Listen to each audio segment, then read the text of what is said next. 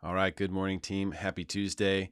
It's Derrick Evans here, VA Home Loan Specialist, NMLS 155010. That's right. Only a 6-digit number on there. I'm one of the old school NMLS guys.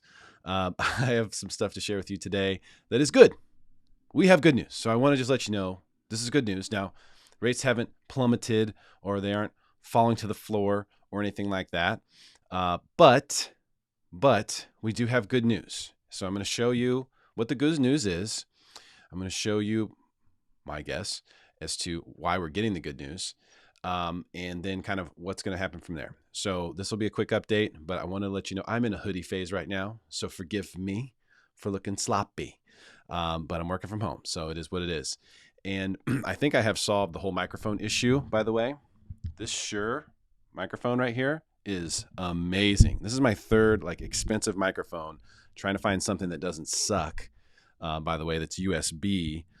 And this one has been great. So hopefully no one's commenting that my audio stinks.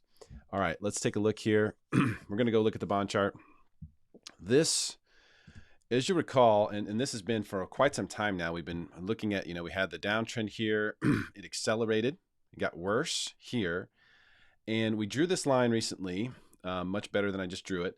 But that is essentially what the downtrend was right here.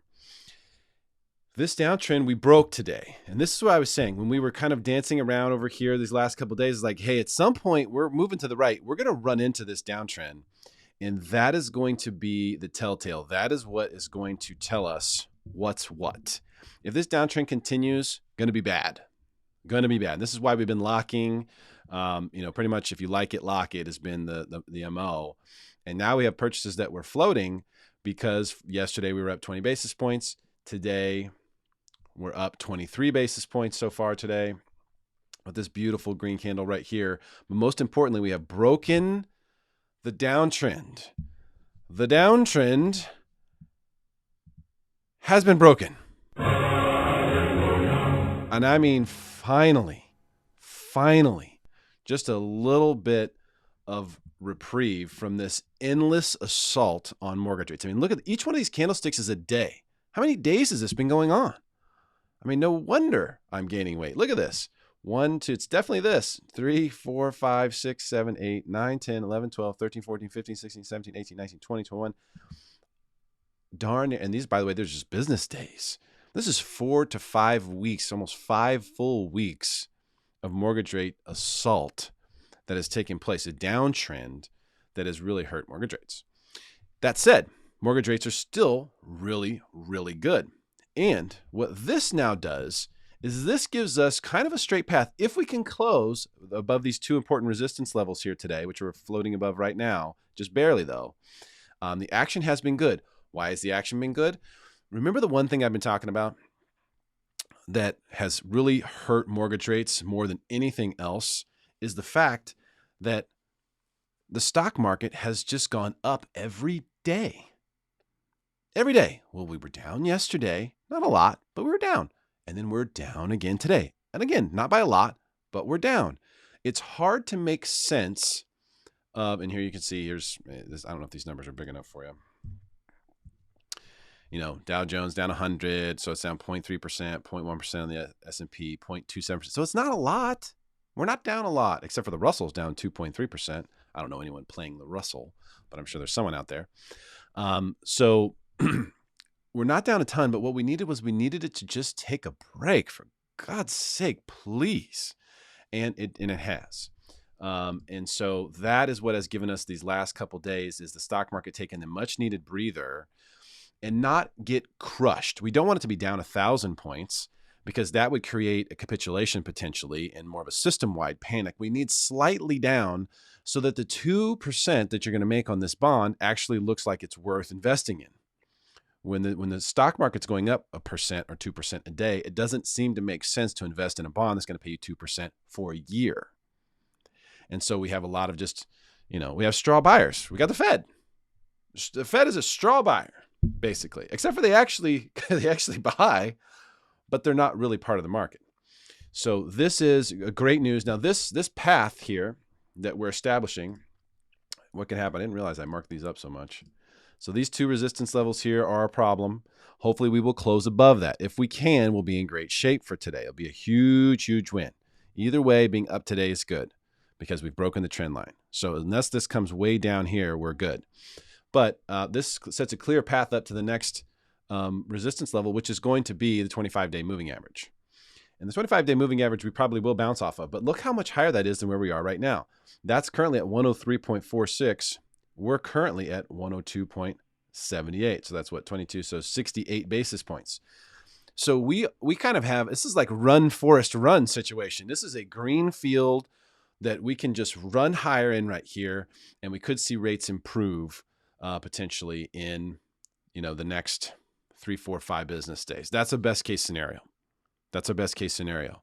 But what's really good about today, and the reason that this is positive, why I want to share it with you, so we have some good news here, especially for buyers who might have been on the fence, or some buyers who may have been turned off by rates going up to 3%. If that happened, hey, let them know. We're probably going to creep back, and most likely this will happen. We've been beaten up so much that there should be, if nothing else, a dead cat bounce, which basically just means that it should move the other direction just on pure profit taking, if nothing else. As you'll see, we had these 3 big candles right here. These all took place inside of downtrend. So this huge up day, this huge up day, this huge up day, those all happen inside of the downtrend just on the dead cat bounce, basically. Like, hey, this has got to come back, profit's got to be taken, and then we continued to march down this downtrend. So as of right now, we have some very good news for the day, almost no matter what, unless we have a complete plummet towards the end of the last couple hours here. That is good news. It doesn't mean that there's huge moves being made, but what it means is that we can kind of safely float here. We have no bad news. If we can close above this downtrend, we won't have really any bad news, any reason to have a locking bias. We can float. People who are getting into purchase contracts don't have to immediately rush the computer to lock the rate, which is what we've been doing the last few days before reprice for the worse. And so this is creating something that's good. And by the way, stock market correction here would be healthy. We don't need a huge one. What we need exactly what we're getting right now. We just get a little bit of down each day, just down a little bit. That's the perfect situation for mortgage rates. So let's see what happens. That's really all I have for the update today. Just wanted to keep you posted what's going on there. And I know a lot of people have been asking about, mortgage rates. What do you think is going to happen? Hey, do you think we should wait? Hey, some buyers are getting nervous. Like, is this the wrong time? Should we be taking, a step back right here? And here's the most important takeaway from, the idea of purchasing a home versus the interest rate you're going to get. If the interest rate causes you to not be able to afford the home, if the interest rate going up 0.25% or 0.5% causes you to not be able to afford the home, then maybe you're buying too much home. Maybe you should look at a different price point. That's a first red flag. Number 2, because it doesn't change the payment as much as you think. When you actually run the numbers, it doesn't change the payment as much as you think. So run the numbers. Don't just assume, rates went up 0.5% or whatever. We can't buy now. Run the payment.